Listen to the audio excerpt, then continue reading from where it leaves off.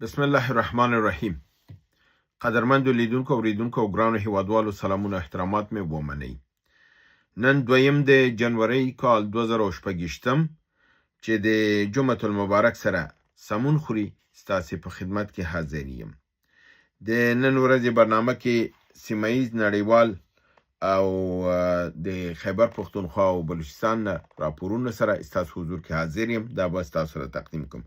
په دویمه حصه د برنامه کې چې هغه به جلا تاسو په نشر رسیږي، هغه کې ستاسو پوښتنې دي او فکر کوم چې کافي پوښتنې مې راغستې دي. کوشش کوم چې لږ لنډ ځواب ورکړم، خو چې زیاتو پوښتنو ته ځواب ورکړم، نو ډېرو دوستانو پوښتنو ته به ځواب شي.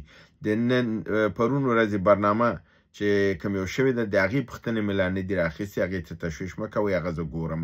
دا د وړمه ورځې د پوښتنو نه پاتې هغه پوښتنې دي چې دا زه ځوابوم. بیا به انشاءالله د پرون ورځې برنامه به سبا ورځې تاسو ته ځواب شي. راځم په بلوچستان کې په نظامی کمپونو باندې د RPG راکټونو په ذریعه باندې بریدونه شوي دي او د څلور مختلف ځایونو کې عملیات شوي دي، په جهار کې، په ابارها خان کې، په تم کې او تربت کې. په دې کې په یو کاروان باندې چې برید شوی دی، هلته پکې 10 پوځیان وژل شوي دي او زیات تعداد نور ټپیان شوي دي او ډېره اسلحه د ازادي غوښتونکو لاسته ولوېدلې ده. دا لومړی ځل دی چې دوی د راکټونو نه کار اخیستی دی او په دې ځایونو باندې برید کړی دی. همدارنګې د بلوچستان په موشکا ښار کې ازادي غوښتونکي راکوز شوي دي، د موټرسایکلونو د قطار په شکل کې په ښار کې ګرځېدلي دي، د خلکو سره خبرې کړي دي، هلته د پیسه افهام و تفهیم نه کار اخیستی دی او پس له هغې نه تللی دي په یو نظامي قرارګاه باندې برید کړی دی. هغه برید کې کافي کسان وژل شوي دي، هغې نه مسلحه او د اخیستې ده او بیا پس له هغې نه د سیمې نه وتې دي.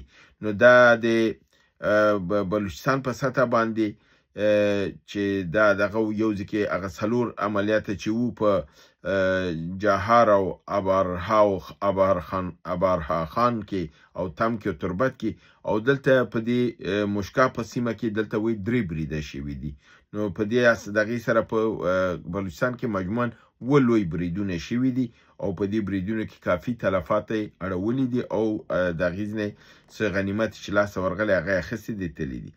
همدارنګې په خیبر پښتونخوا کې په تازه عملیاتو کې دلته هم د میزایل راکټ نه کار اخیستل شوی دی او د پېښور دا میزایلونه د پېښور په یو نظامي پایګاه باندې استعمال شوي دي او هلته یې کافي تلفات یې اړولي دي او زیان ورته اوښتی دی.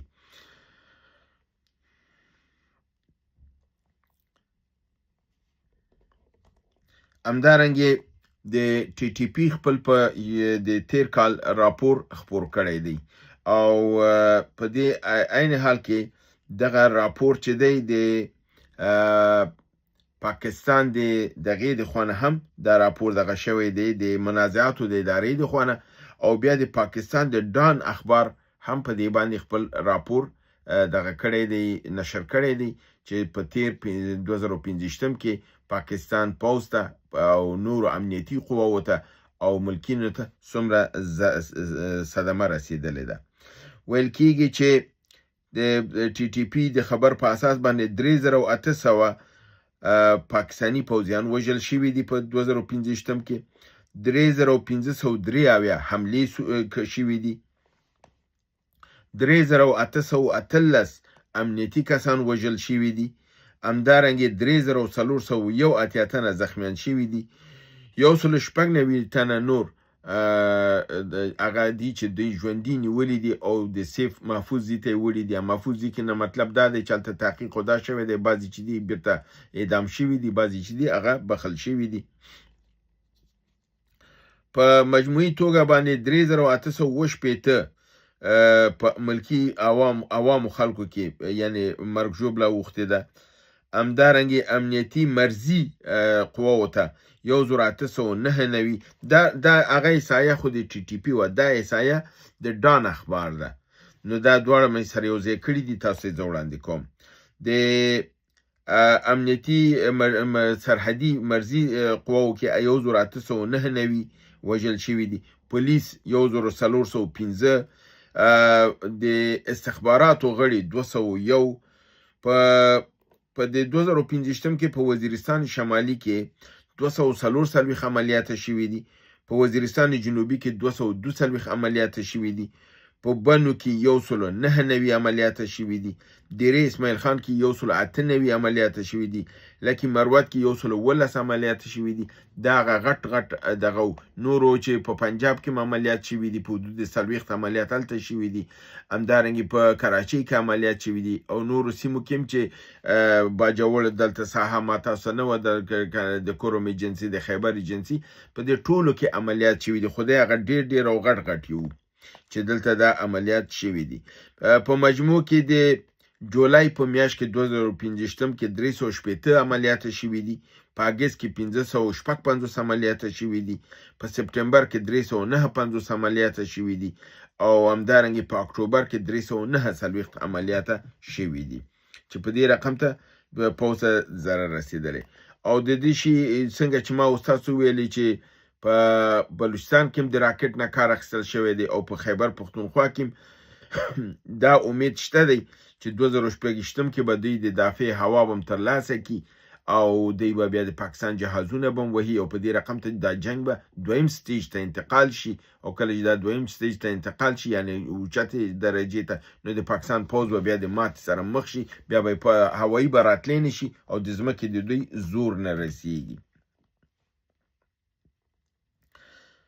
همدارنګې د پاکستان نوې لوبه دا ده چې د آیسای پخوانی ګوډاګی او د افغانستان کې د هغوی خاص استازی آصف دراني ویلي دي چې پاکستان لوی ورور دی، باید د افغانستان سره د ښه او د نرمې رویې نه کار واخلي.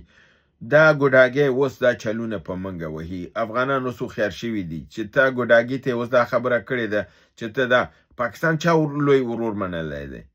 لوی ورور خو افغانستان دی. افغانستان خو بالکل ستاسو مور ده. ته څنګه خپل مور ته ځان ته لوی ورور ځان نه جوړوې؟ څوک تا د لوی ورور په حیث پیژني نه او نه دې مني. نو دا باید بالکل پاکستان په سپینو خلاصو غوږونو واوري چې دا زموږ لوی ورور هم نه دی او مشر ورور هم نه دی، او نه یې منو. دا خپل یو ګوډاګی دی، لاسپوڅی دی، او د لاسپوڅي سره موږ آزاده خلک یو. لوی افغانستان زموږ دغه دی، خپل حق دی، او په دې اساس باندې موږ دا د مبارزه د خپل د حق لپاره ده، نه د کوم وزرزاري چې د پنجابي ګوډاګي نه بس اخلو. همدارنګې په نړیوالو موضوعاتو کې د ایران نوی سرقونسل چې دی په جلال آباد کې په یو بیان کې ویلي دي چې د افغانستان او د ایران دښمن مشترک دی. دلته که چېرته اشاره د امریکې خواته وي هم خبره صحیح ده، او که اشاره د پاکستان خواته وي هم صحیح ده، ځکه چې پاکستان هم ایران ته نیت خراب دی او هم افغانستان ته، بنان زموږ دښمن مشترک دی. امریکا د عراق د العین الاسد د پایګانه یعنی نظامی اډې نه خپل قوا وباسي. دا خبر بغداد اليوم راپور کړی دی، او ویلي چې د الانبار په ښار کې العین الاسد نظامی اډه چې ده دا په امریکایان ختموي او د ده ځینه وځي.